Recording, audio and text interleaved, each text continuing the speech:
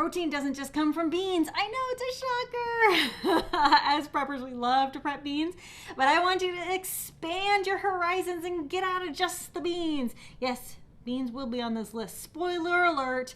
But let's go ahead and dive into the 18 best protein options that you should be storing today in your preps. Hey everyone, Morgan here. Let's go ahead and get started.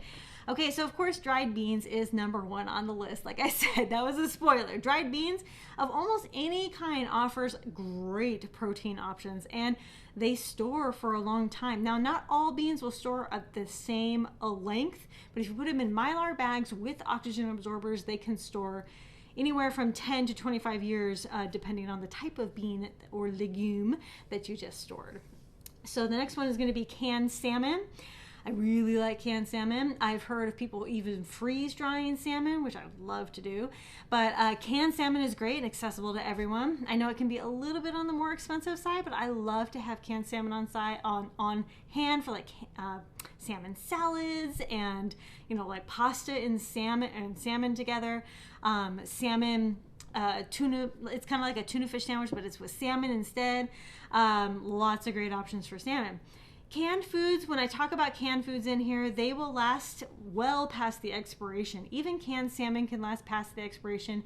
Usually, fish in general, canned fish won't last as long past the expiration, but as long as it's kept in a cool, dry place, dark place, it really should last a pretty good amount of time past the expiration. How long exactly? Again, there's kind of a lot of variables here. Brand and all these things do make a difference. I really like the Kirkland brands. Any of the canned salmon from Costco is really, really good and really quality. So I think that's going to last longer than maybe some other ones. But again, it will last longer past the best by date. Okay. Next one is canned tuna. Again, I like the canned tuna from Costco, but any canned tuna is going to be good and will last past the expiration. Again, you can kind of do the same things you do with salmon. You can even do like salmon patties, tuna patties. You could do, tuna sandwiches, of course. Love tuna sandwiches. Lots of good stuff you can do there. Canned Spam. Yes, we are still a Spam family. We don't eat it that much. It's maybe once a month or something, but we do store Spam. Spam has a really good amount of protein in it, and you can get the less sodium or no sodium, or it's not no sodium, but it's less sodium, and it's a little bit better for you. Okay, the next one is going to be canned or freeze-dried chicken. We freeze dry a ton of chicken, but we also have canned chicken. It's just that like the canned chicken I use more for everyday and short term. And when I say short term, I'm meaning 10 years or less. Again, with any canned foods, I'm going to be storing past the expiration anywhere from 3 to 5 years, depending on what the canned food item is. In this case, canned chicken can last quite a few years past the best by, but I also have a freeze-dried chicken as well that I've freeze-dried myself. And there's canned or freeze-dried beef. I really like freeze-dried beef more than canned beef. Canned beef, I think, like if you mix it in with like some marinara sauce and make it, like a nice little spaghetti or something, that's going to be solid choice right there. Some canned beef can be just like a little bit mushy, I feel sometimes. So freeze-drying it, I feel like kind of helps it a little bit. But freeze-drying beef, any canned or freeze-dried beef of any kind is really good. Freeze-dried powdered eggs. So freeze-dried powdered eggs are great. I love them. I freeze-dry my own, and I used to buy them, and I don't know why people are so against freeze-dried powdered eggs. It's literally just freeze-dried. Like, you just rehydrate it, and you eat it, and it tastes like eggs. I don't know. I honestly taste no difference. Whether I freeze-dried it or, like maybe I'm just not picky, but you can just rehydrate it, and usually it's a raw egg, the raw powdered eggs that you're getting, so you can just scramble it up or bake and cook with it or do whatever. I mean, they're eggs, so go wild. Dried lentils. Dried lentils are a great choice. They're a powerhouse food. So definitely get those. You can store those in Mylar bags with oxygen absorbers, and they'll last a good long time. Oats. I love storing oats, and they are great on so many nutritional levels, not just protein, but Also for fiber and a whole bunch of other things, I eat oatmeal like 3 or 4 times a week. I love it so much. And I have other things fixing with it. Like you could mix peanut butter in it. You could put, like I'll put my freeze-dried blueberries in it. There's just so many ways. I'll put an egg on top.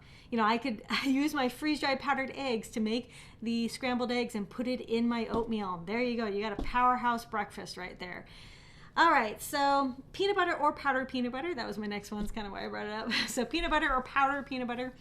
Peanut butter, the non-natural kind, will last a little bit longer than the natural kind, just because natural kind has the oils, on top, and you have to mix it. And the oils will just make it go rancid a lot faster. Not that it's going to go rancid in like 6 months or something, but, it will go rancid a little bit faster than the maybe non-natural kind, right? Something else you could do is you could freeze peanuts. You can also grow peanuts. I've done both. Well, I have not successfully grown peanuts, but I've tried. Okay.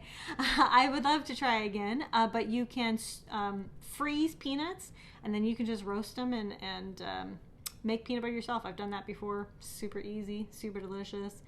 Just, you can freeze oil as well, because you will need some sort of oil to make the peanut butter. So super easy. But powdered peanut butter only lasts anywhere from 2 to 5 years or something like that. So, but it's a good option to have around. I know like Augustin Farms sells a powdered peanut butter. I know you guys are all seeing these pictures. I'll have links down below as well in the description. But they do sell like a powdered peanut butter, which is, I think their shelf life is about 5 years. And that's pretty standard. So the next one's gonna be dried peas. Peas are great. I would love to eat more peas. I just love peas, and my kids don't like them as much, and I love them. I could get throw some peas in pasta with some tuna, and you are just solid, right? Like that is a great meal right there. All right, so powdered milk. Powdered milk has protein in it. You can do the non-fat milk or the whole milk. Whole milk will have a shortened shelf life, probably 10 years or less. And then the non-fat milk will have a much longer shelf life. But, with either of those, the powdered milk, it still retains a lot of that protein. And if you're using, like I like to make freeze-dried smoothies with milk and protein powder and, the fruit or whatever else you want to mix in with it. And I love making my freeze-dried smoothie mix. So that's a good option for like a nice protein-packed meal as well. But I didn't put that in here because it's not really like readily available to a lot of people. That's just something I do. Okay, the next one is quinoa.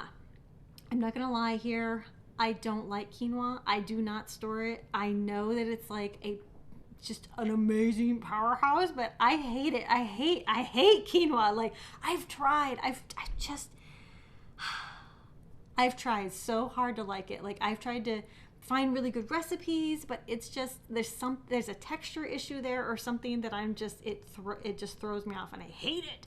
But for those that like it, it is a great option. It has great nutritional sources outside of protein, but so whey protein powder. So this is a short-term storage item. You don't want to be storing whey protein for extended periods past 5 years, really. 5 years is pushing it, and that's if it's like in an unopened container, or you've put a silica packet in there and like really tightened it down tight or something. But protein powder does have a shelf life. I don't recommend putting it in Mylar with OA or anything like that. I just don't recommend doing that.